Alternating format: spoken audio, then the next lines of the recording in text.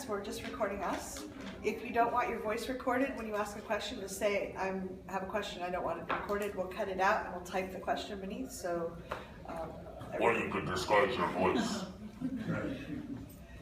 So I'm Cathy from the Intimacy Dojo, and I really care about this because I was out 8 years ago trying to find a way to feel better, and I couldn't find things that could help me. And when you can engage people that are often really scared or overwhelmed, and you can help them feel safe, they're willing to walk forward. Most people, when they're reaching out for help, especially around sexuality, they're terrified. They're in their survival brain. And if they don't feel safe and warm and cared about, you can give them the best. You can hand them gold, and they won't be able to pick it up. So when we build engagement and trust with people and let them know we're caring, this is not about manipulation. Never use this for evil. But when you're using this to help people feel safe, what you teach sinks in. So this is so important. And also they'll tell their friends, they're gonna feel good, they're gonna look forward to your emails. I have a business thriving now, and people will actually email us and say, you haven't emailed in a week or two, what's going on? Which is unheard of in a world where people have a lot or too much email. Yeah. So that's a good sign. Well, and your list is super engaged too. We've done some affiliate contests, and his list was about 5,000 people at that time. Yeah, which is a small list. It's not a huge list but in the world of internet marketing. He beat out Deepak Chopra. For a little while. For a couple of weeks. We were outperforming Deepak, and then Deepak was like, screw this, let's squash him. I don't know if he said that, but that's what I feel like he said. If I ever find him, if you're watching right now, Deepak. My name is Woodhull. How many of you are meeting Cathy or myself for the first time? Okay. And how many of you Googled us or Google stalked us at all? And you still showed up, thank you. So understand, I use a lot of humor for teaching and whatnot. Please don't mistake my jackassery up here for that what we're talking about isn't important, or that I'm not respectful for what we're actually doing. I'm just trying to have fun and be a little bit more edutaining in a place where people have a lot of anxiety or frustration around the business of making a living, doing this, or however this class applies to you. I just want to say thank you, and thank you for getting up at 9 in the morning. We're going to basically talk about, and we've got some exercises and whatnot, around list engagement, like what Cathy was saying, like how you engage with people through email, through social media. If you have questions, just raise your hand. You're not like interrupting our flow or anything like that. If there's something that we're talking about that actually doesn't apply to you, or you don't like it, don't think you're broken or somehow not evolved because our wisdom didn't work for you. Just chuck it, take the stuff that works for you, and just run with it. We're not here telling you like this is the way to do it. These are our opinions, and these are our practices for certain things. If they're useful, use them. If they don't resonate with you, don't worry about it. Nothing's wrong. Does everyone understand that piece? I don't want to come as an extroverted white poster child for male privilege. I'm not here to tell you from on high do it this way. That's not how I work. But I do want you to have fun. And if you're feeling tense or frustrated or like then just take a deep breath. And go, and we just want to acknowledge that there are lots of different life experiences here, and maybe you have some business trauma or something, or email list trauma. You are welcome here. And you can unsubscribe by walking out that door anytime. Awesome. So why are you here? If you want to share in a couple of sentences, what was it about this title, or about Cathy and I, or if you know what you want to get out of this class and you can put it into a sentence or two, why are you here? I'm here because you are a don't miss. Yes. I don't know why a dunk tank showed up in my head. But we can raise some money for Woodhull that way. Thank you, John. Thanks. other reasons. Well, so I mean, I'll echo two dear and very respected friends said if you have an opportunity to attend something that Reed's doing, do it. And also, I'm kind of in the middle of or starting a career change into the field of sexuality. And gee, this sounds like something I should pay attention to as far as engaging people as I hopefully engage people. Got it. I'm planning a conference in Atlanta called Sex Down South, and we have a lot of good shit to share, and I need to know how to share it. Thank you. We should do it next. I think you had your hand up first. Me? Yeah. I'm Cathy Britton. It's great to be here. Good morning, Patty. Business is sexy. And I just think we hear the messages over and over and over again, and eventually they sink in, but we need to be in constant barrage of encouragement for implementation, what I want to say. And it can be daunting having an online business and being in that cyber world for business. So it's an upward to be in this conversation. And of course, big fan of both of you. Thanks. Who else? I really like the idea of engaging with your audience and also taking care of yourself, which is what I kind of took from the title of like still having time for Pina Coladas. We couldn't have Pina Coladas this morning. Yeah. Maybe if it wasn't the 9 a.m. slot. Oh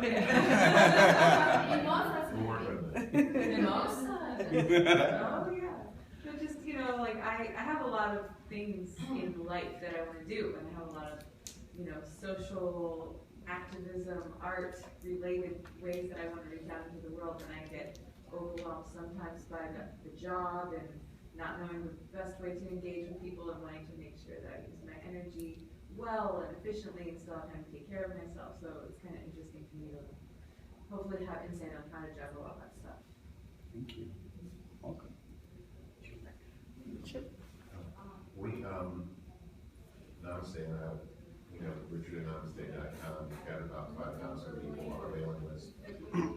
As we have evolved and grown this little business, what I've found is that the engagement factor, it's like when we had 100 people, it was like, okay, look, somebody sent us an email. Isn't that wonderful? Yeah.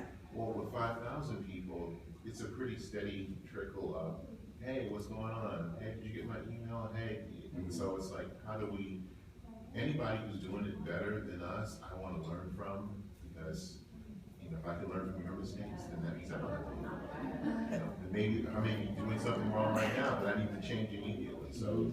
I think a lot of this, I'm just going to address that really quick because it's not part of the meme talk we're talking about. But we have, my Thriving Now list is 43,000. And for that one, we have to set expectations just like you might in a relationship. So we tell people we'd love to hit reply and let us know what you think. We will not be able to reply to all of you. Please know we read every email and we care very much about what you say. So then they don't feel like we let them down. We let them know that, hey, we will not be able to get back to every email. We do our best to answer the real urgent ones or something like that, but we just can't at that point. When you get 1,000 emails and reply, and as you grow, that'll just be more and more. Yeah. Thank you. I'm Erin Hidden, and I started sexandtherest.com. I was a public school teacher, taught 8th grade English, and I came out as a Kingster, and I started a website. So now I have people commenting about 800 a week, and but I'm not capturing them. Like I don't have any of their email addresses. So that's where I'm at right now. Just how do I get them and make them subscribe so that I can target them. Make them subscribe. Chanel was subscribing? So you're Are you the top? No, but it's how it normally is. Like in business, I'm very, like in charge and everything, in control. And yeah. We'll talk about that a little bit today because there's some things that I had resistance to in the beginning. And an email like capture, and even capture sounds like the wrong word, right? It's like email kidnapping. It's an abduction scene. Go. No safe words. But what was happening was it was the 90s and the early aughts version of marketing that I was resistant to, and there's some stuff that people are calling aspirational marketing now, and that helped change even sales for me, because now the big thing is that you just, as educators, just always educate. Even when you're inviting people to buy, just educate as to why they might want to buy it, and also educate why they might not want to. And then it starts to not feel salesy. I mean, it could still feel salesy to some people, but when you're really just teaching all the time, especially if you're a teacher, that changed my life. And then you're just inviting people to, sign up for this email or this, this checklist or this thing that's solving a problem of theirs. Whereas if it's just a traditional newsletter email sign up, for most people, you're basically saying, would you like more email? Just give me your email right here and I'll send you more email. And a lot of people are in overwhelm around email now. So be teaching them and solving their problems and just inviting them to give you your email so you can send them the link. And that will start to change, or at least it for us and for me, it drew people to me who wanted me to be emailing them rather than avoiding it. Also, how to I got kicked off of a subreddit recently because I was self-promoting too much. Yeah. So other ways to promote besides, I wrote this article, AMA, on Reddit. Mm-hmm. Yeah, we can throw that into the mix. There was a couple other hands. Was there somebody else in the back? Yeah, I had a similar experience. So I started a radio show, a TV show in Mexico, and when I came here, I had my page on Facebook. And I decided to keep it growing, and now I have like 7,000 followers, and I'm like, I need to do something with them. Yeah. So I have my website now, and I want to learn a little bit about how to start like the first email and inviting them to join. I don't know like how to invite them, and then start like sending emails and. I think I think you're in the right room. Yes. Yeah. Can I be meta? So we love being meta, teaching about teaching. So if you look on the last page of this, there is a sign-up sheet where you can go and put your email address in and your name, and you'll get an electronic copy of this and an extra tip on how to tease your audience in a good way, and some videos. So this is an example of a freemium, something free that you give people. So, I mean, this is Woodhull. We can't say, please, we could ask for your email, but we wouldn't want to add it to like Reed's business list. And I'm lazy. If I have you write down your email, I won't be able to read your handwriting. It'll take me 4 weeks to enter it. So and there's some other programs and things that you could have people text in their emails. I mean, I don't use that yet. It's just too expensive, and I can do it this way. But the key to it is creating things that will solve people's problems, and then the exchange is, give me your email so I can send you the information, and I'm just going to always send you great stuff. I'll try not to waste your time, and if you ever want to get rid of me, just hit unsubscribe. And just do it like that. It's kind of like negotiating sex. Don't be pressury, and don't be sneaky, because then it's creepy. And when you negotiate like that, and you're just really clean about it, then they either like your stuff or not. And I've had people unsubscribe or even ask for refunds on things, but then they keep talking about my stuff to other people because I was so nice about the refund. Like there's a guy in Germany who's got me at least 3 or 4 clients for other programs because he asked me for a refund. I'm like, sure. And he's like, really? I'm like, yes. He goes, keep half the money. Why? He goes, I've never had an American not fight me on a refund. He goes, thank you. You're changing my opinion of Americans. And other people, signed up for things because of him. So I mean, you might have a different version, but just approach business like sex. And if it doesn't make sense for you to sleep together, don't sleep together. And you'll get laid more. Well, and another cool thing is if someone comes up and say, oh, I really wanted to go to the talk, how was it? You can say, it was good or bad, or if you liked it, you can say, you can go here and get the handout. So people don't have to, I hate missing out. There's 3 talks I'd love to be seeing right now. So then people can still engage with it. And then I'll tweet after the talk, and once or twice more today, if you missed our talk and you want the handouts and some free videos, go here and sign up for them. And then that'll just allow us to expand our reach. I'll do that on Twitter. I'll tag, Woodhull on it. But that will also go out to 23,000 people, and a bunch of other sex educators will sign up for stuff who weren't even here. And they'll become more aware of Woodhull. So we try to build things that are win-wins. Mm-hmm. So, and you had a question too, or you wanted to share? Oh yeah. Well, okay, so I'm here because I'm making a shift to keeping my mailing list, but I'm moving from one type of work that I've been doing into another project that I'm going to be asking for money for. And it's like crowdsourcing, like Indiegogo kind of thing? Yeah. Okay. Yeah. So in the past, I think I've been pretty successful about offering information or education through my emails so that there was some value perceived in getting the email, and now I'm not quite sure how to just go fund my project. Do you know what I mean? Yeah. I mean, I'm okay with. I have a general idea, but I thought maybe you guys could help me enhance that. Do you want to answer that now, or will the worksheet? Well, part of this, going through this, is about building the trust and connection, but being really transparent with people. We found that, like, I used to, when I came into marketing about 8 years ago, it was like you had to pretend everything was you had everything together and you knew stuff. And people don't respond to that anymore. There's too many gurus out there now anyway. So if you can say, hey, listen, this is what I'm doing. I'm kind of nervous, excited. Like, this is gonna rock, and I hope it goes really well. Like, sharing you vulnerably. Mm-hmm. From us, you're not a victim, like, oh, please help me, or I'm gonna, but like, yeah, this is exciting and nervous for me. Like, it's outside my comfort zone, and I'd love for you can ask for their feedback. That's one of the things we do a lot, is we're going to do this. Which title do you like? When people have an option to share something, like we'll send to our list, we're gonna do this cool project. Which title do you like for the book or for the program? We get thousands of replies, and they feel like they're like part of it now. Yeah, they want to know how it's, So if you have, or like, would you like, which of these 3 topics would you like covered? So if you bring them into the process and you let them co-create with you, now it's their project too, and they want to see it succeed. And that's the kind of engagement that we're talking about. Engagement can be measured in a lot of different fields differently. Like, it's just people clicking. For YouTube, it's did they watch more than 18 seconds of your video?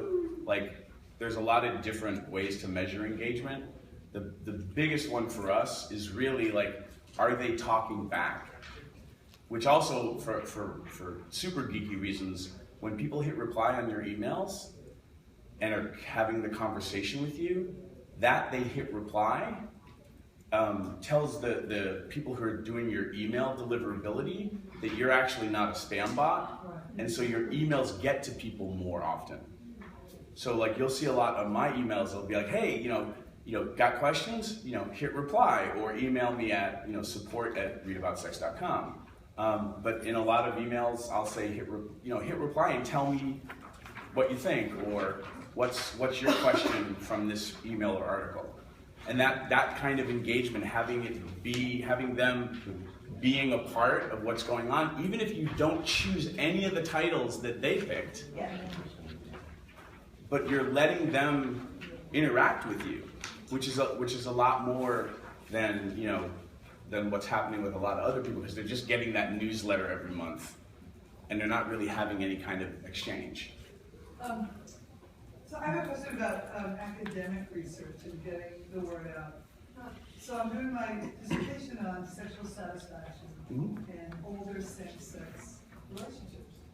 So because the Institutional Review Board has this really boring thing that I have to write, what I've been doing is I've been sending it to groups and then ask them to rewrite it in their own words, and then put my thing on as an attachment. So for instance, in Portland, Oregon, they wrote, oh, do lesbians and gay men actually have sexual satisfaction? Find out here. Something sort of silly like that, but it got people's attention much more than like, sure. Sort of blah blah. And can you see how that's already engaging with those audiences? And I'm getting much more responses from Portland, Oregon than I am from anywhere else. Yeah. So, do you have ideas, like, we know that older adults don't go on Pinterest or Instagram or Reddit as much as younger people, but we do know they go on email a lot.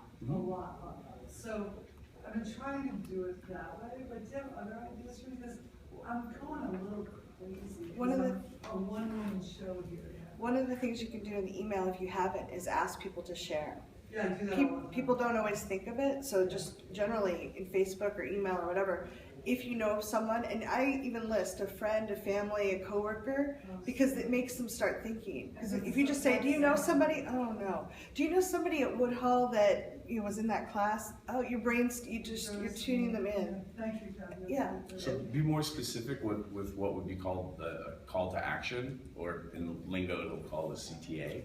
But like when you ask, like in your YouTube videos, which I think you should all be shooting, depending on your businesses and whatnot. Well, but and you'll see some very goofy ones if you subscribe here. But they you don't have to be super polished. At the end of your video, say, click the subscribe button. Yeah.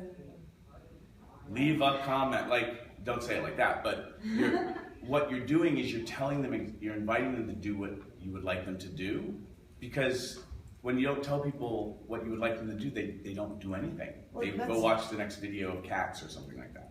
Just like for when you invite people to buy something, we follow a marketer that he's like, most people don't tell you what to do. They're like, I have this cool program, it's going to start. They might say, I hope to see you there. That's the biggest call to action.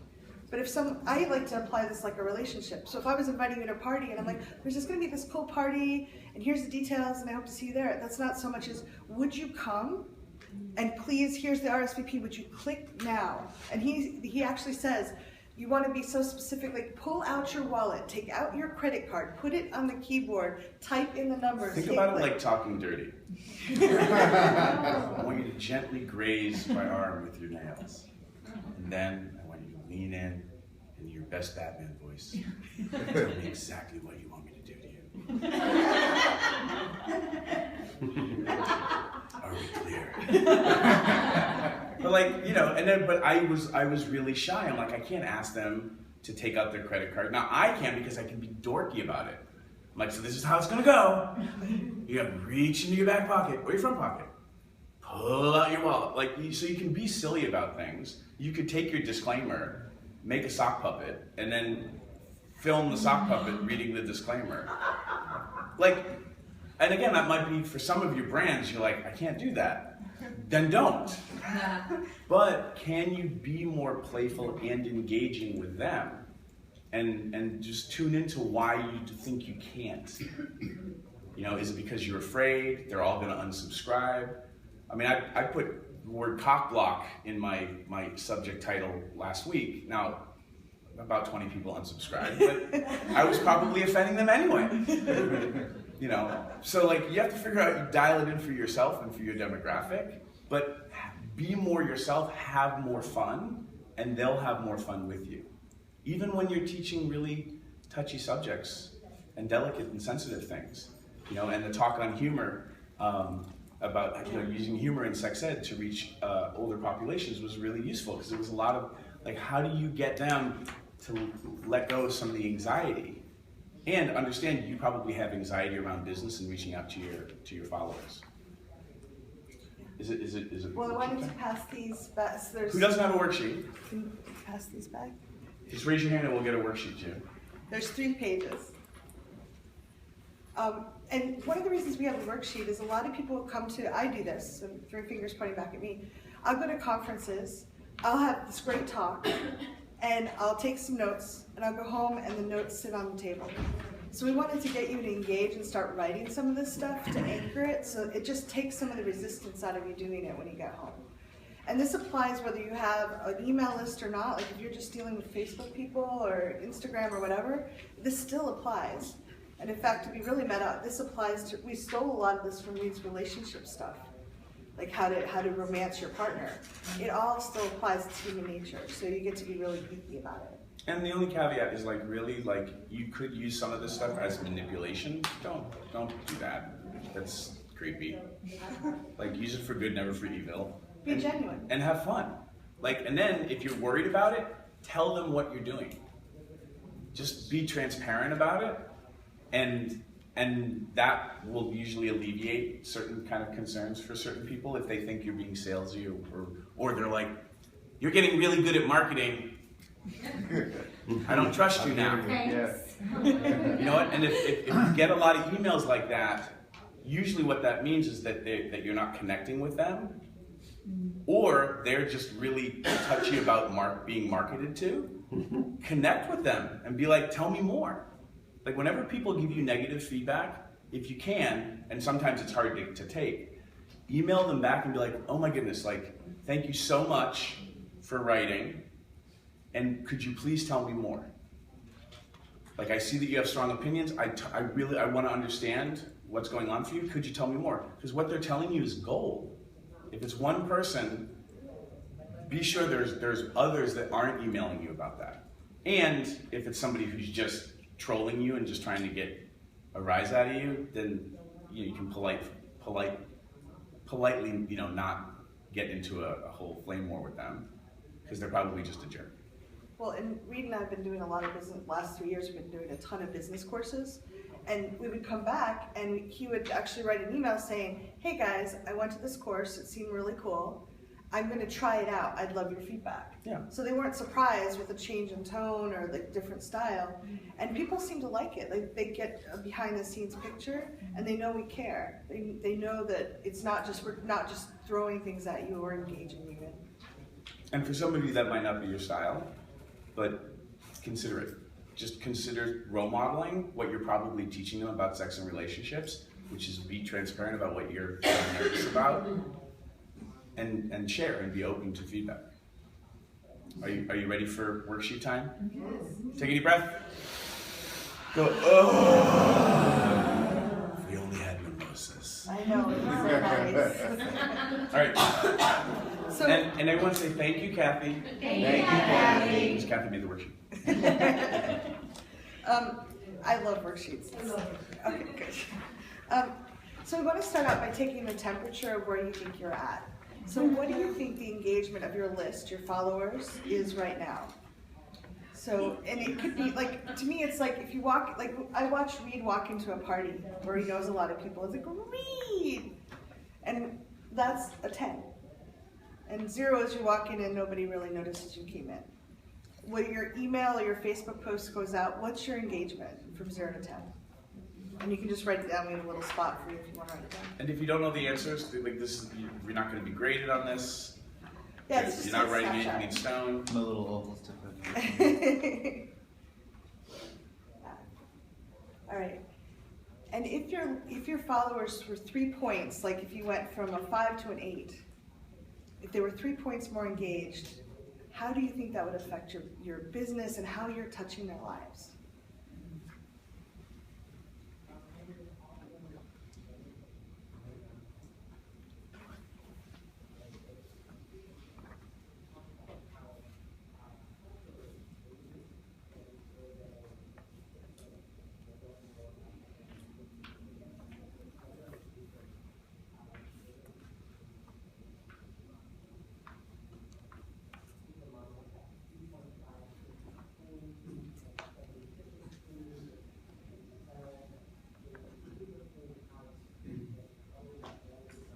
And then the question right beneath that, how would you feel about yourself and your business if that were the case?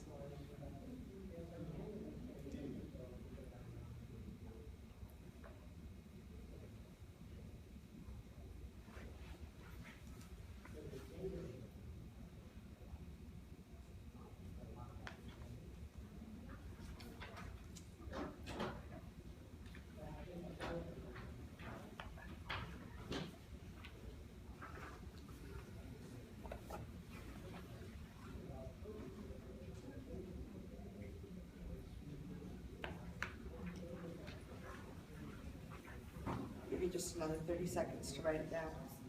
It doesn't have to be grammatically correct.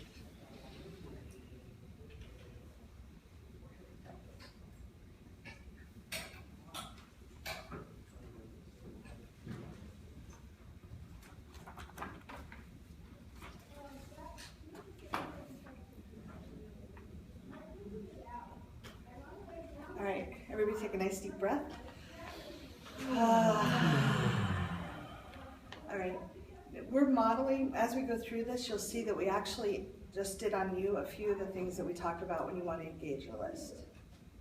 We're tuning you into the issue, but we're also saying, how would you feel inside and how would you feel outside? How would other people about your business? That tends to, I'm just kind of pointing out that we'll be talking about that in a few minutes. But there's different ways you can get people, just asking you to tune into your stuff is different than us standing up here and lecturing you about how to engage your list. And you can do that in your email as well. You can ask people, how does this affect you? Please hit reply and let us know. Hit reply to this email, it can be really specific. Hit the reply button right now and let us know what you're thinking. And we won't be able to get back to all of you, but we will read every email and we care what you say. You just tune them into the problem in a very specific and personal way. Because I can't, like sitting here, I can't talk to each of your businesses. We don't, there's no way to talk specifically to the individual specifics of your business. But you're all now tuned into the specifics of your business and you can apply it to your talk better, to this talk better. So that's just making it more engaged. That's great. Are most people feeling excited about raising 3 points at least? You can feel the thrum in the room. Would you like to talk about cats versus dogs? Oh, yes, okay. Take a deep breath. And go. So cats versus dogs, when I teach a couple of workshops where I drop this in. It's in some of my online courses. The idea is like, how do you romance your partner or partners?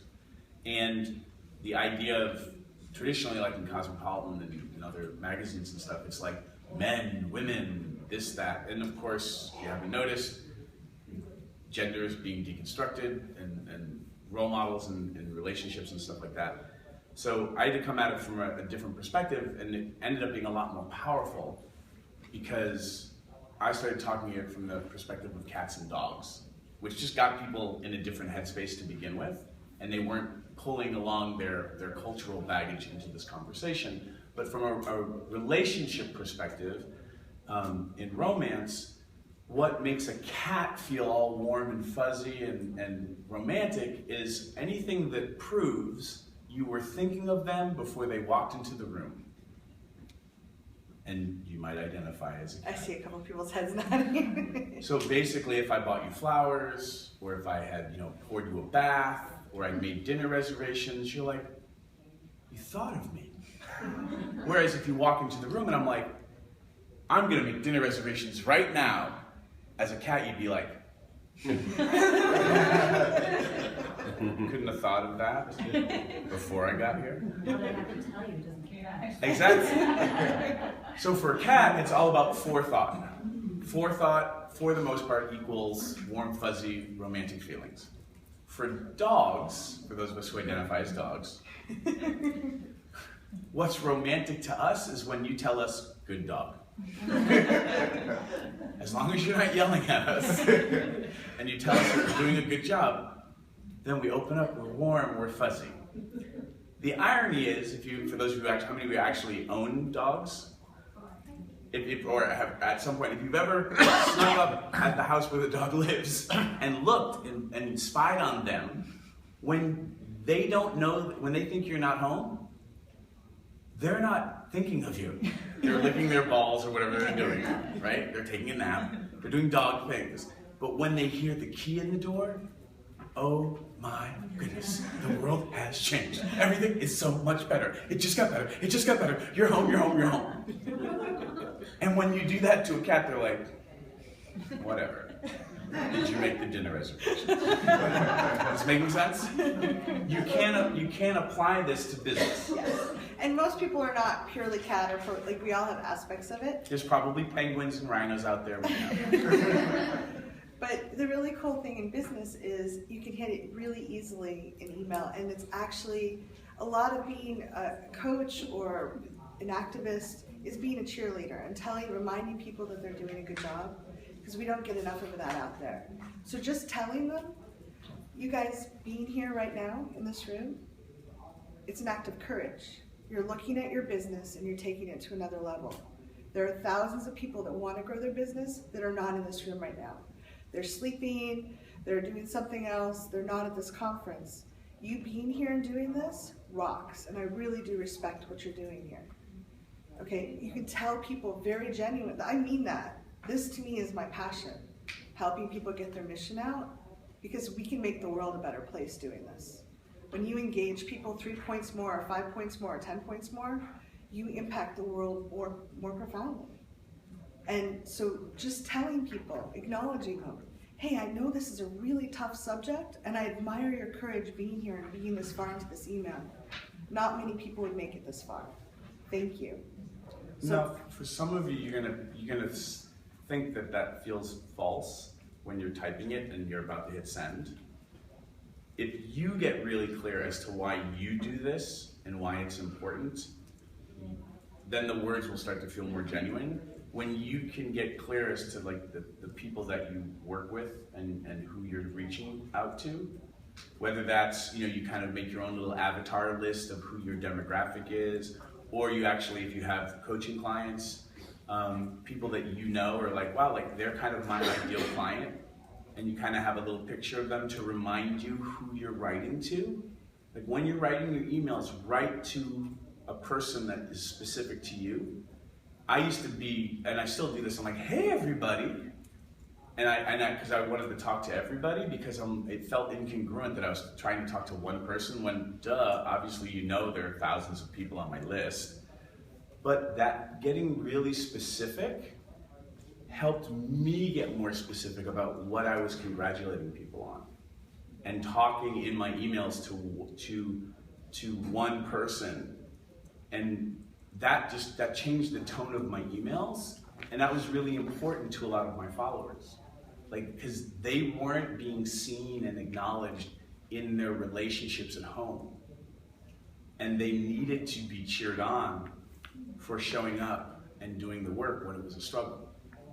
And that change for me was difficult at first, but once I figured out why it was really important for me to acknowledge them, and I got clear for me why I do this work, then it all kind of came into focus and was much more powerful. So I encourage you to appreciate people. Tune into what you really appreciate. Compare, it's easier for me if I compare. I'm looking at a client that's showing up, or someone who shows up in the newsletter all the time and reads it and applies it to their life, versus someone who's watching Seinfeld again. I really do, I can help me see the appreciation I have for them a lot more. And I think sprinkling appreciation through newsletters, Facebook, programs, whatever you make, it gives people, it fills their tank a little bit more, and it makes it feel safer to move forward. So that's how you can, you can get the dogs there. Most people like appreciation. And then for cats, you can just say simply, I was thinking of you the other day, and I realized I'd never answered this question. Or I was thinking of you and I made this video. You don't have, all you have to do is say, I was thinking of you. And you have a good point, you may not have been thinking of Joan when you wrote the email. I think of Joan often. But you were thinking of people like Joan who are amazing. Mm-hmm. You were thinking of your demographic. You were thinking of the people you want to help. So you can just say, I was thinking of you. And the cats are going to feel, oh, okay. I don't just disappear once I'm, it makes people feel safe. And when people feel safe, they let the information in. And again, if you just say it because you're like, oh, Reed and Cathy said, say this so that the cats on my list will be happy, that's not as, it'll still work a little bit. But if you're actually thinking about how can I help my followers solve this problem that's plaguing them, then when you're in the video, when you shoot the video, you're like, I've been thinking about you and this problem that you have, or this challenge that a lot of you email me. And you know what? I've never answered this question before because I never had an answer until right now. Then they're like, but when you really give a shit, it will start to show. And I'm just here as a living example of, I cared so much, but I was afraid to be vulnerable and say it because I thought I was going to turn people away. I'm already the golden retriever on espresso of sex educators, right? And they're just going to think I'm full of shit if I actually say, no, this has been a struggle of mine to try to answer this question, and I think I cracked the code. Like I didn't know how to say that and have my emotion come up because I thought it was going to be too much. And maybe it will be too much for a couple of people, but you being you, full throttle, whatever that looks like, is probably exactly what your list and your fans and your followers need, because they need to see you be you, because ultimately that's probably what you're teaching them to be in bed and in their relationships. And you start tapping into your own passion, and it will also give you some energy in your work too, so that you don't worry, because it's work to try to build a career as a sex educator. So I want to have you anchor this for yourself, because you've heard it intellectually, but when you feel it somatically, it just makes it that much easier to apply. So on the second page, or third page if you're counting sides, write down if you think you're more a cat or a dog.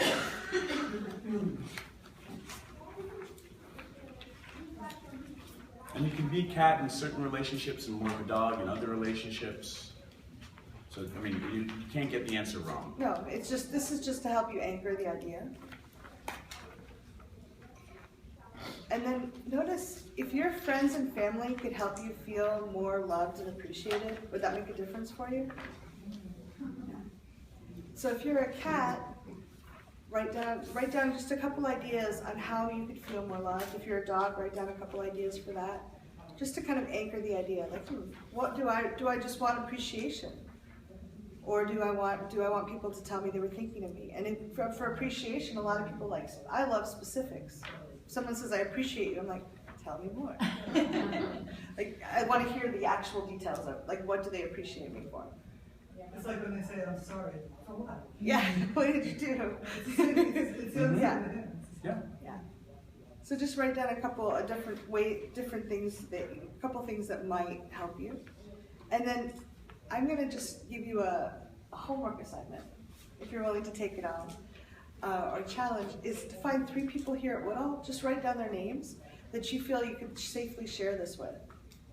Because if you actually practice this, it just makes it, your brain's gonna go, oh, this wasn't too scary, I can do this, and then it's gonna make it easier for you to do for other people. So just jot down 3 names of people that you could say, this is what I'd really love to have.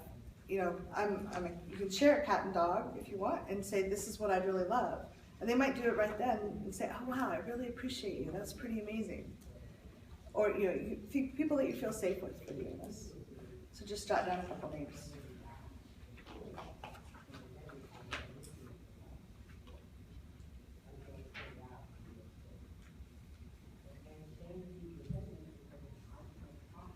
Should we go on to the next section? Yeah. Okay. So one of the things that the bonus sheet that if you sign up for the newsletter, we talk about teasing, we talk about open loops. So a little bit ago I talked about intrinsic and extrinsic and told you I would come back to it. And that's an open loop. And you can sprinkle those in your articles and your videos. When you start it, I'm going to talk about this topic. I'm really excited about it. But first I'm going to talk about this. And they want to stay around for the later stuff. So for the intrinsic and extrinsic, I said we're going to talk about this a little bit. It makes people kind of, like, even subconsciously, they want to stick around for it for later. Or it might be the end of the video, like, I ran out of time, come back to the next video and I'll talk about it. It keeps people in the flow of it. So it's just a way to try it. And you don't want to have too many open loops on things. Like you tell people you're going to answer this question and you mean to get back to it, and eventually you don't. Like, some of that will happen just naturally. But pay attention, like rewatch your videos or reread your emails and figure out what questions you haven't answered. It'll help people feel more complete. And closing those loops will have people trust you eventually. And you can even say, as promised, I'm going to tell you this. That helps people remember that you're keeping your word, and that makes them feel safer. And when they feel safer with you, they're going to open up and make more movement. And it's really, in some ways, it's just attention to detail. And you don't have to be perfect about it. Like, I'm sure I've got a couple of open loops hanging out somewhere on videos and whatnot. But it's a great way to let people know when you're teaching them, hey, I'll get back to this piece, in a minute, and then teach your thing, and then get back to that piece. because it helps people feel, you know, that they can trust you and more complete about the experience. Yeah, but too many open loops just feels chaotic, like you're not paying attention. So that's in the bonus section. But intrinsic versus extrinsic, this was so key. And you talked about having more time and more energy. When you kind of are intentional, when you're conscious about what you're doing, it tends to reduce the friction. So if you're writing a newsletter and you're like, I don't know why I'm writing these things and I don't know what, like there's not a consciousness and awareness, there can be a lot of friction. It can take a lot longer to write and you don't feel energized at the end, like I did a good job. So one of the things you can do in everything you do is sprinkle in intrinsic and extrinsic values or rewards that people are going to get. Intrinsic means things I feel about myself. Extrinsic means things that other people are affected by. If I just focus on intrinsic, if I was trying to sell you something, and I just told you how you're going to feel differently the whole way through, and like I could tell you really good things, you're going to feel more confident, more courageous, you're going to be able to get out there and make your message really impact people. If it's all intrinsic, you start to feel selfish. People reading it, they're afraid to go forward because like, I can't do all that stuff just for me.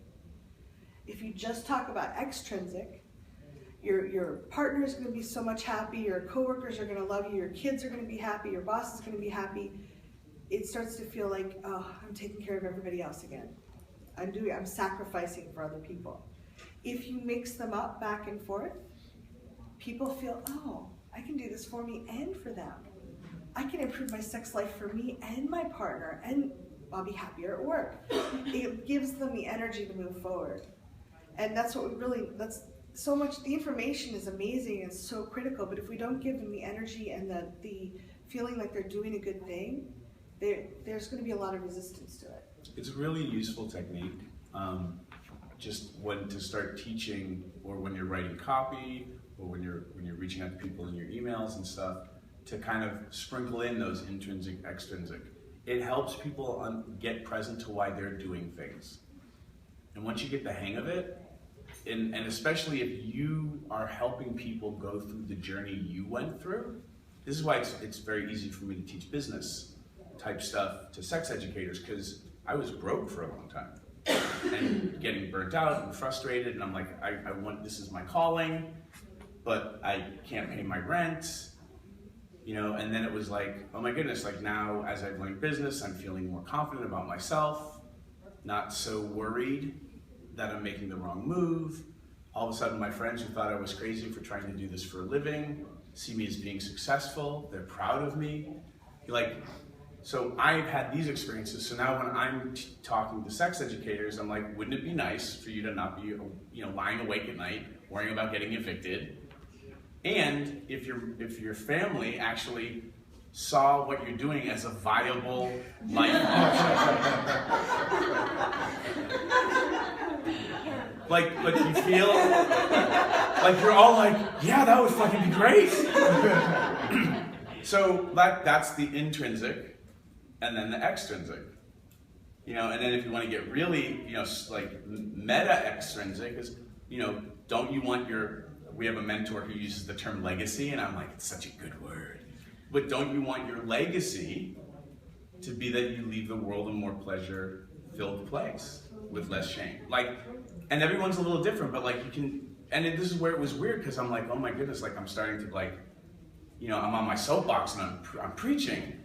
But that was like, no, I'm just getting really clear as to why this is important. If it occurs like preaching, maybe that's because I think my followers can't handle that. But really that's me disempowering them. And I need to work through my fear and be willing to speak a larger game. And when you're playing with these, you can do, for both of them, you can do time-wise, immediate versus long-term, and sprinkle that in. That can be really powerful. And for the extrinsic, you can start with people that are really close to them and build out. So if you can sprinkle in things about how it's going to affect your partner and your kids, like the people really close, versus the community versus the world, that will start getting people feel really solid when you do that. And you do more, you can just sprinkle it in stuff, but if you're doing a long form sales letter, you want to do all of them. And we'll actually spend a lot of time brainstorming what they are, and then put them through.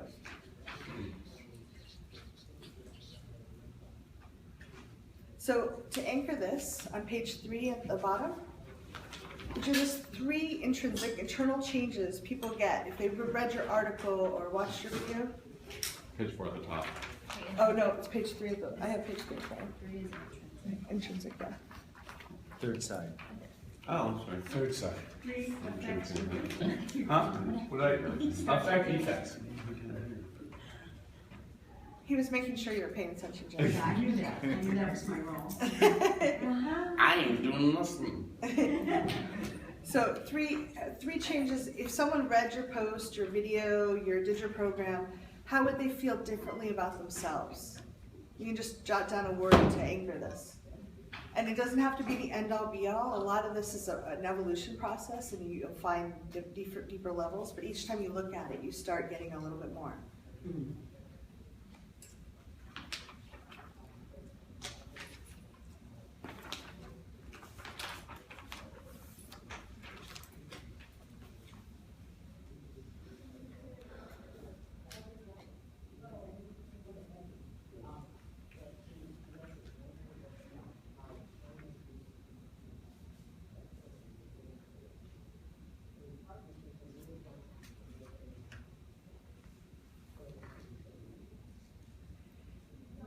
And then for those of you that are fast, on the next page, on page 4, is extrinsic.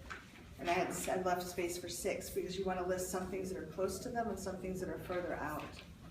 So if they did your program, watched your video, read your post or your newsletter, how will people around them be affected? And again, this is just brainstorming. You don't have to get it perfect. You don't have to get it right. Just let your brain come up with things that might change for them.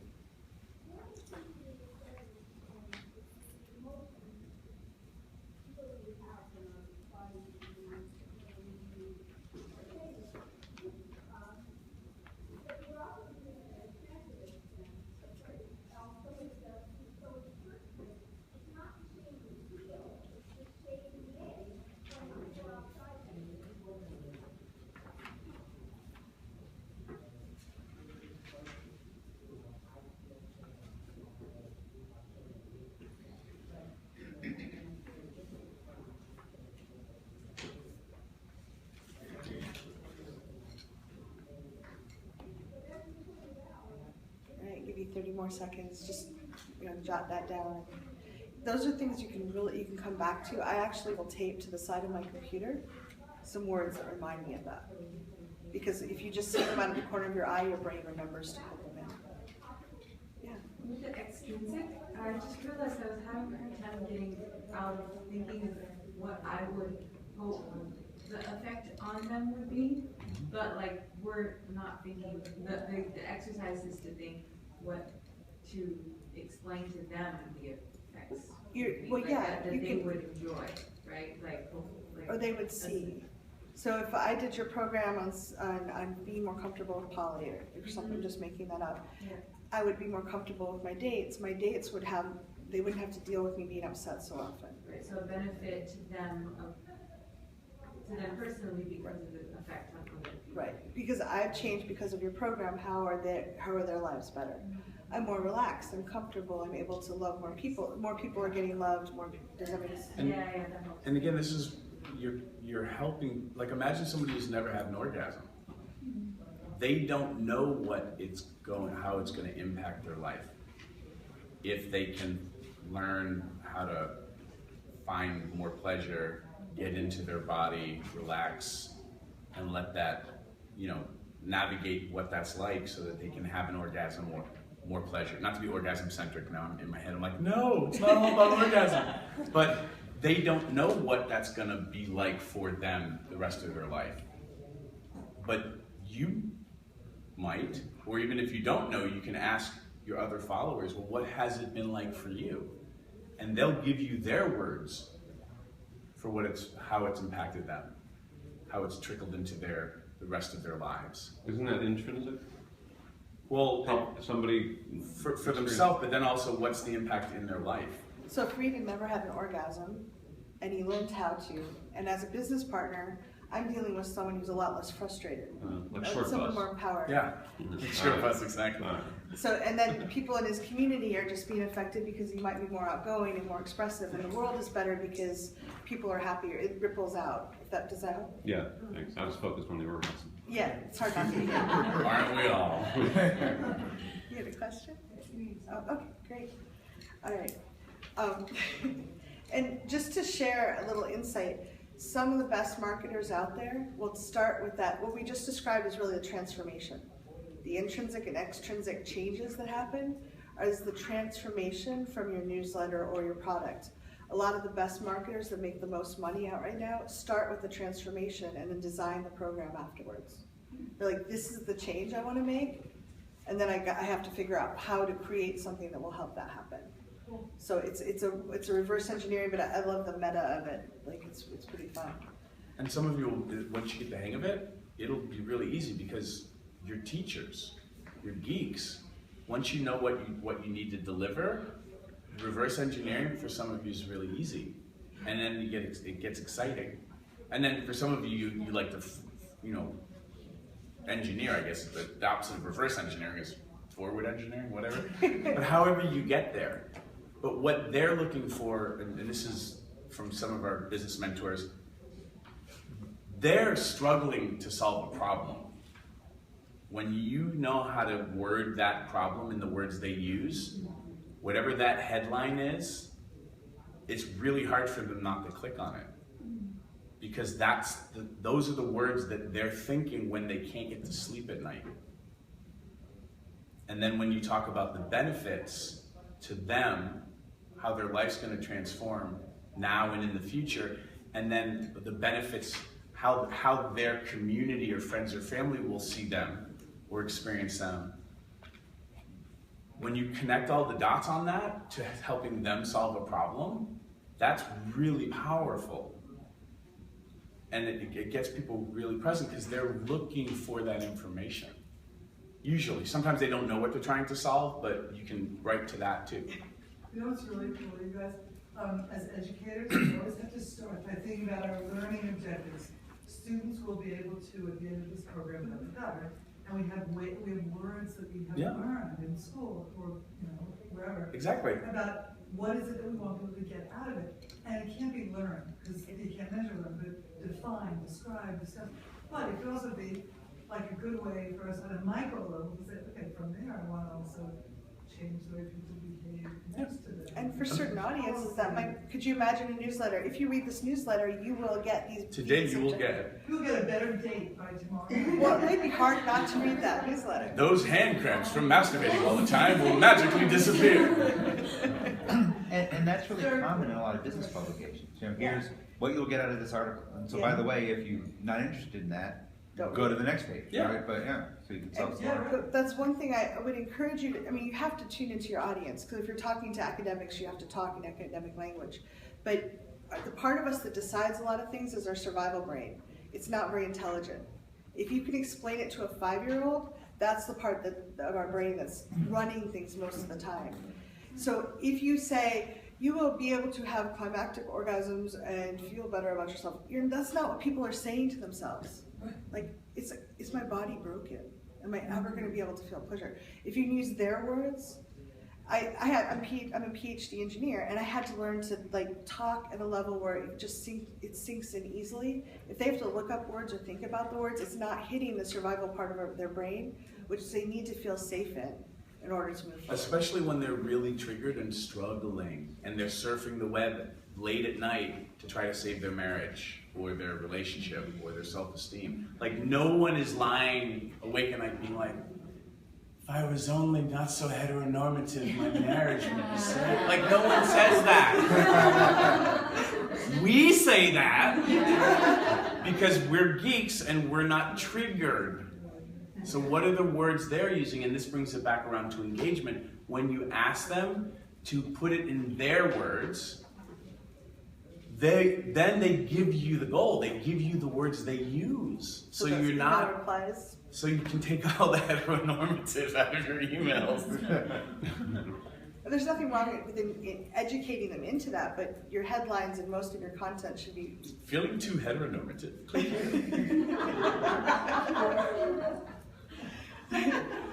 All right, so far we've talked about how to appreciate them and make them feel like you're thinking about them. We've talked about intrinsic and extrinsic, and now we're going to link it to so they feel safe with you as a person. So that's about telling your story. And most of the time, like in the 1980s especially, it was like this big thing like, I am a guru, my farts do not smell. And no, I mean, that was for a long time the model. And there may be still people looking for that, but I would suspect that anyone who's here who's as transparent and as authentic as you are, you're not going to attract followers that want that. And what I call it sharing your ugly duckling moments, the things you most don't want to share. So the most engagement, for years I wouldn't let my other business partners show a picture of me because I'm big. And we do emotional freedom techniques. We help people release blocks to moving forward in their business and their love life or whatever. And I thought if people saw me as a big person, that would shame him and take away his credibility. So I wouldn't let him show my picture. And he kept asking. He's like, I love you, you know, you're great, you can put it out there. And I felt, after working with you actually a little bit, I put out my picture and I actually sent an email saying, I weigh 330 pounds. We had one of the most engaging, like people replied all over, me too. I was terrified though. I thought everyone was gonna unsubscribe and run away. So when you share the things you most don't wanna share, like you're allowed to have privacy for sure, but when you share the things you most don't wanna share, you'll find people feel safe with you. And if they know where you're coming from and why this matters to you, like I think a lot of times we assume that people know why we care about this. But if we don't tell them, they don't know. If you tell them why this matters to me because 5 years old, I was hiding behind the living room couch with my sister while my parents screamed at each other. And they had no idea how to talk to each other. And for 10 years of my life, that was what my life was like. And I want everyone to have access to relationship advice that's good and solid. So, okay, now if I tell you, I'd like to teach you how to do business, do you feel safer listening to me? Or are your walls up? Like, if you tell them this stuff, if you let your heart out there, it's scary, it's vulnerable. But when you tell them, they're like, oh, I get where they come from. I can listen to them. They may not always be right, but they're going to clean it up and they're going to do their best. And they're doing this with integrity because they care.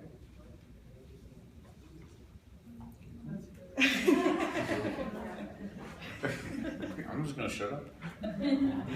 So, if you think about it, you're here for a reason. There was some moment in your life where you made a decision or a number of moments that kind of steered you. You're here, I mean, it's Saturday, guys. It's early in the morning. You could be home sleeping in bed. Yeah, we know. We just lost the room. No one told me. Here's your blue mat at snap time. Oh, milk and crackers. Yes. You're here for a reason. Something got you here on a weekend. You paid money, you put in time. What is the moment that defined you? Or it can be around a specific project. But when did you decide that this was something I was willing to go the extra mile for? When you share that with people, even though it may feel vulnerable, they feel safe because they know where you're coming from. It's not just someone out there to make money.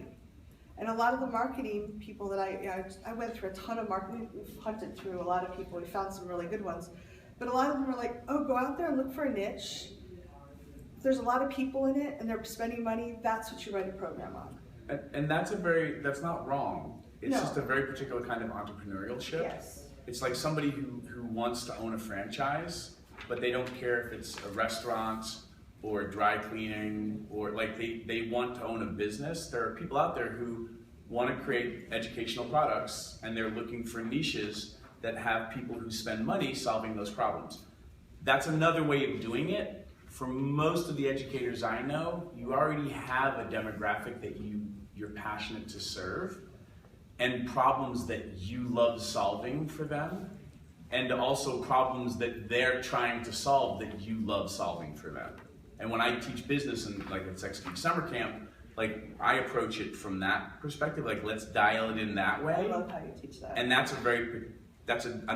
just a different way to kind of dial in what your business is gonna look like who you're serving. And then is the business model that you're creating for yourself make you happy? Because I teach about self-expression, you know, and in the business world, like, some people love owning franchises. Some people, it makes them miserable. They shouldn't own franchises. But no one teaches business like that. So as educators, we're dialing it in differently, but it's not just you going for the money grab. And you can, that's fine too. But for most of you, that's not the path to trying to figure this out. I just want to share, because earlier you said something about marketing, and if people say, whoa, you're really doing good marketing or whatever, then maybe it's too much. I mean, it could be. But I've taken that approach. I've been very genuine and honest in the marketing of my services, and so I think what I'm hearing from you is that it's coming from, you know, if it comes from the heart as opposed to, I just want to have a business and this is the way to do it. Yeah. So for me, it's come from the heart. I've been lucky like that. I've tapped into that early, and yet I'm constantly being told, your marketing, you know, like comments about how my marketing is effective. So like good comments, but like almost too many. Yeah, well, that's good. Yeah, because nobody else is marketing the way I market. Yeah. That's the. Well, and I know a little bit about what you do, like in your industry, that you are an anomaly. What I mean. Nobody's marketing like that. What is it? I'm an escort.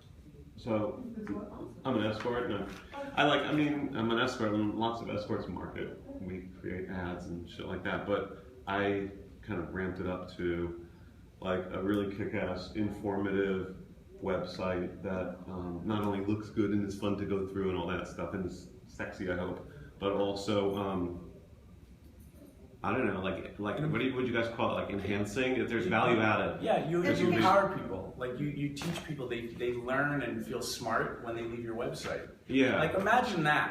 What's your website? Everyone go what's your website right now? The legendary Dave. Oh my god, you're a legend. I mean, you're Woodhull, bringing people together.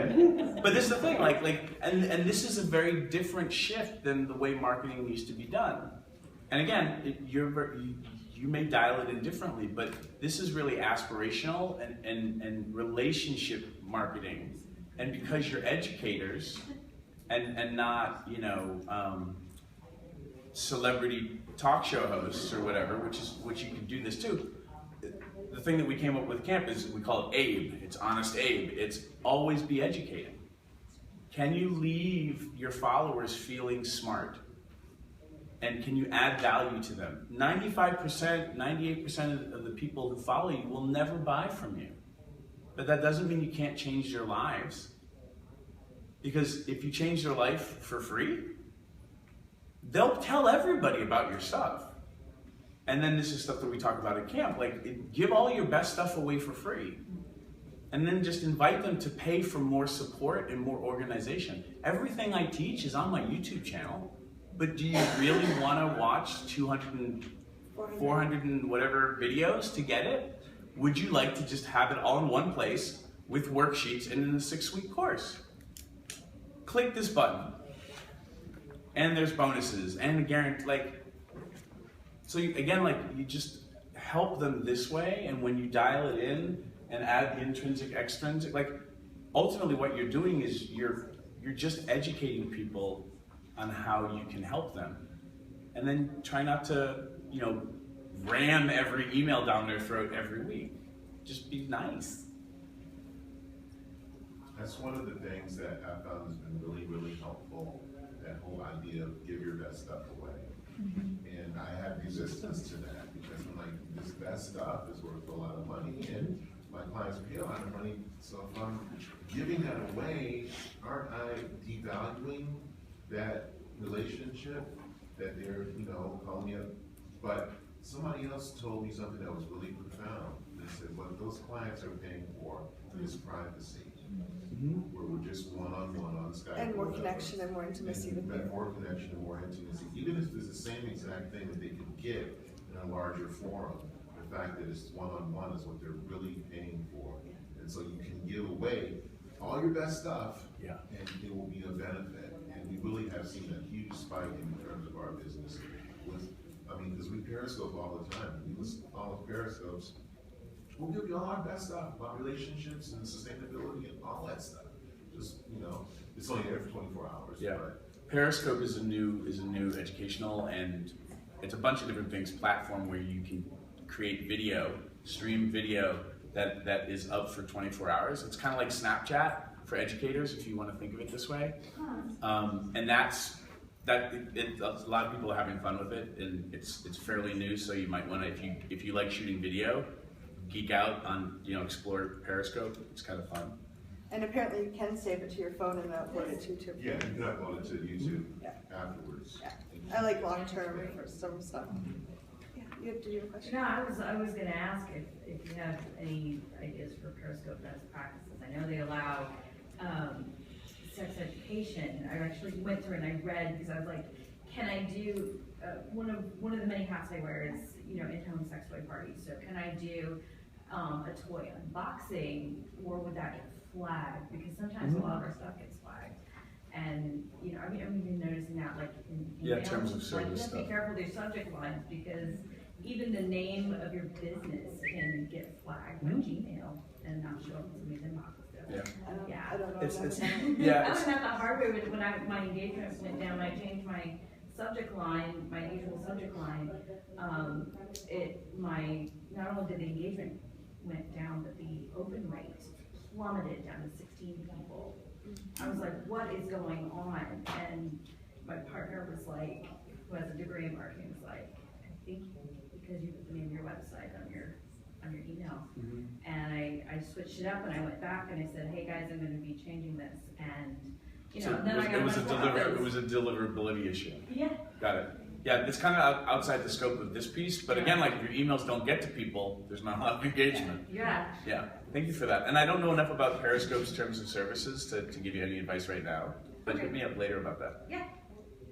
Just really quickly, if you're, at some point, if you're able to give us some ideas in terms of, what do you call it, like email, mailing, like MailChimp, but MailChimp won't take some of our work. The one that my other business partner has been doing a lot of research, and he said GetResponse is something he really likes. GetResponse? Yeah. So, thank you. Something to check out. And we're researching that stuff now because we have we just had Sex Ed summer camp, and then now we've got our implementation boot camp. So for the starting next week or something, for the next 90 days, we're implementing a bunch of stuff, and we're researching what email services to recommend to people. Yeah, for people that geek out on programs, it's like every other week for 2.5 hours. We're getting an idea, training, and then actually doing it where you have people there to answer questions. So I like the model. So just to weave this back in, we were talking about story, and Reed was talking about always be educating. Sharing your story is educational. A lot of us feel shy, or no one's going to care, or they've already heard this. People need to remember they're not alone, and they need to remember that they can believe your words. So you can sprinkle story in, you can repeat your story or different aspects of it, or different stories throughout things, because people need to feel like you're a real person.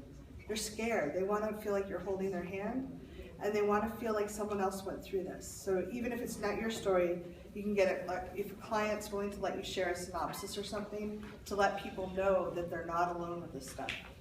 With the story needs to be successful. Like, for example, I went through a terrible sex education, but then I finally went this, and then that was amazing, or like, I also experienced anorgasmia and blah, blah, blah, and I did this treatment, and then I was happy.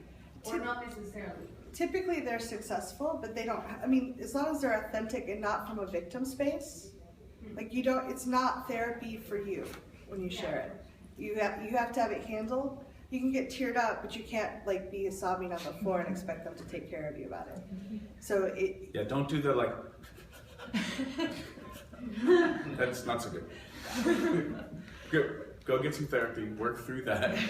But then you can get teary-eyed and really passionate. But like, don't be using your email list as your therapist. Is really kind of how it comes down to. And generally they're successful because you want to encourage people. We're trying to cheer people on. You don't want to tell them the story of the 1% that failed your program, because that just defeat, people look where you point them. So if you're telling them about failures, that's where they're looking. If you tell them about things that can go right, it's not about not being transparent or trying to delude them, but you want to call the shot. Does that make sense? I'm having a little bit of a struggle, like applying this to some of my own personal projects, because, you know, I feel like you can have more than one audience that would be interested in it for different reasons. Yeah. So, you know, would you recommend sending out 2 different emails, or how do you tie that in together? You know, like for me, you know, the photo project about open relationships that would appeal to people in open relationships for reasons of, you know, educating and increasing awareness and, you know, decreasing stigma and all this stuff. And then for people who are not in open relationships, maybe they're interested, they like learning about different people, or maybe they don't approve, but they're kind of intrigued to see it anyways, and hopefully this would help shift their idea, but wanting to appeal to both sides, but with like a totally different strategy. You can either do 2 different emails, or you can just acknowledge them both. So like, whether you're here reading because this is about your relationship and being visible, your relationship style being visible, or you just want to learn more, you can just name them both. Yeah. And you may have slightly different stories for those groups too. Like I don't always tell the crying behind the couch story. I have different stories that I share, depending on what audience I think will serve the audience better. But you could share a little, like just a paragraph story in one email, and the next email say, last time I was telling you about this story, and you can include the link to your newsletter so that people can look at it. But here's another thing I really care about, and this is why. And so you could weave those both in, because we have more than one. We have thousands of stories, all of us. So how do you? What's your take on like an email having different parts to it, where it does both? All your communications do kind of bits and pieces. Is that too scattered? It might be too scattered, and think of it from the perspective you want your reader to feel seen, but if you try to cover every kind of reader in the email, you'll lose them. Yeah. So I would just write a couple of different emails and let your list pick and just kind of educate them. It's like, hey, listen, how do you know? Yeah, I mean, you're talking about like 2 emails. Ask them. Ask them, right? Like engage them. Be like, hey, what are the things you would like to hear me talk about? What are the challenges that you struggle? How do you identify? Here are some ideas if I think of who some of you are. Who are you? Hit reply, and if you're not on this list of who you think your audience is, tell me who you are. Who did I miss? Like you can do a little research, and Facebook is if you're out on Facebook about what you do, can be great to be like, oh, you know, hey, Hive Mind, you know, what do you think about yada yada, and get their response and see how they're feeling and what words they're using. And you can split your list too. Like if you want to get fancy, Reed has a bunch of lists, and one of them is sex positive, and one is sex positive that have attended camp. And yeah, like I have my sex geek pro list, right, which is educators, and then I have my muggle list, like non-educators, right? So for my Harry Potter fans, you get what I mean, like non-sex educators. And so, you know, when I'm speaking to my sex educators, those emails are more targeted about business and being an educator. And then my muggles list is more wrestling with relationship and sexuality and self-confidence stuff. Does that help?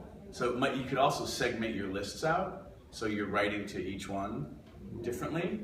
Or if you have one list, you can just talk to each one differently and keep it in the same thread, because people will read what they need to read-ish. I mean, I got a vendor I work with, and yeah, they ask what topics are you interested in, and I know they send out very atomic emails on each topic, and so I pick 3 of the 8 or whatever, and so I get those 3, and I know I don't get for the 5 others. How they do that, I don't know, but it's great because I know they do these other things I couldn't care less. I think my industry is a little bit different. I'm just trying to get a time check. We go till 10:30. Oh, okay, so we okay. have 6 minutes. Okay. Oh, we have 6 minutes? Okay, I want to anchor this because it's really easy to think of your story while you're here now. You're in this environment, you're swimming in the energy of people that are really cool about this stuff. So it really, but when you go home, it can be a lot more scary. So love on page, it's the bottom of page 5. Why do you personally care about what you're doing? Just write down some ideas that are going to remind you of what happened in your life that made you say that this is important. Because there's some people that don't care about this stuff at all.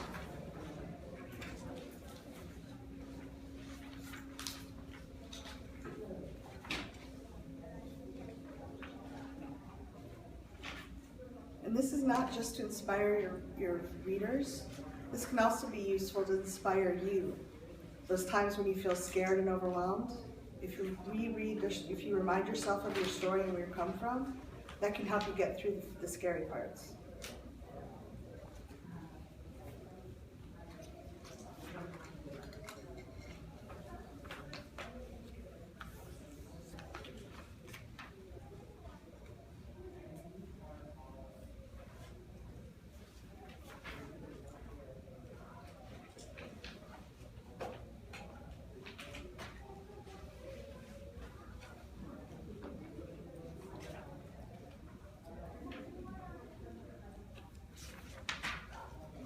And if you shared this with your followers, how do you think they'd respond?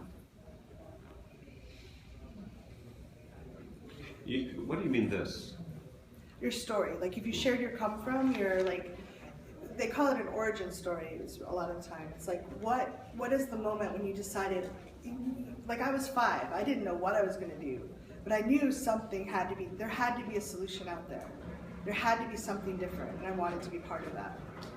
Does that make sense? You don't necessarily have, I'm going to be a sex educator. When you're 5, you probably don't think, I don't know, maybe some of you did.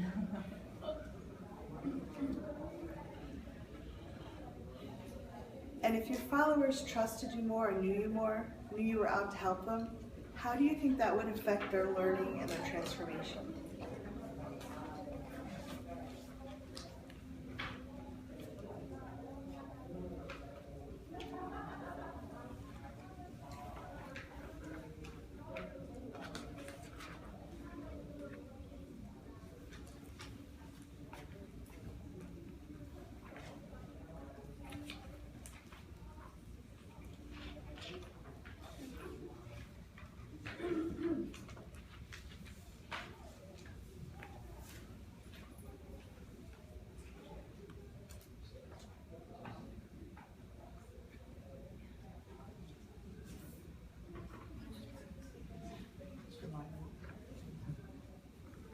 I have a question before we finish.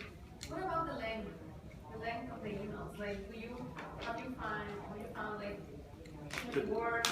People get like. You can ask your list what they like. Generally, shorter is better. If you have a really long email and your list doesn't mind, like my website, most people can't access from a corporate job, so I'll keep the emails longer. But people are now doing a lot on their phones, not on their work computers, so I don't know how much that really challenges people anymore. But you can write a little bit of the article or tell people what the article is about and kind of, click here to go to your site and read the rest of it. But usually like super huge long emails. If you see the scroll bar is like a millimeter long, most people are just going to click away. They're not going to invest. But with baby boomers and people over 50, long emails can sometimes be fine. You can break it into, you've done a couple 3 and 4 part ones as well, where you break it into sections. So like this talk, we could have been an intro, and then each of the tips could have been a separate talk or a separate email. And then that would just be 3 emails that I might email over the course of a week or 2 weeks. How many emails per week? What day of the week is this email? It depends on every subscriber list is a little different, but the studies they've done show Tuesdays and Thursdays are best. Weekends are okay, but generally you don't want to do anything that requires thought. So if you want them to do anything besides sign up for a newsletter, or the study that I saw was if it's less than $27 for most audiences, it's okay on a weekend to mail it. If you're But anything more than that, they don't. Most people are too busy to like sit down. They're not in the mindset to sit down and decide to buy something or not. Especially if they have kids. Yeah. Mondays and Fridays not so good usually. So there's a link at the end of the worksheet. If you're invited to go sign up, like, but pay attention to what it's happening. You're driving people to a sign up to get free information.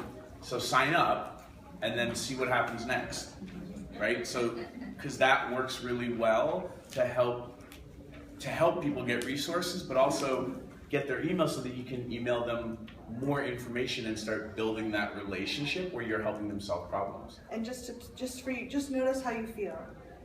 We made this handout for you that you can go and sign and get it out because we really value what you're doing. We love your courage and your voice, and we were thinking of you when we made it.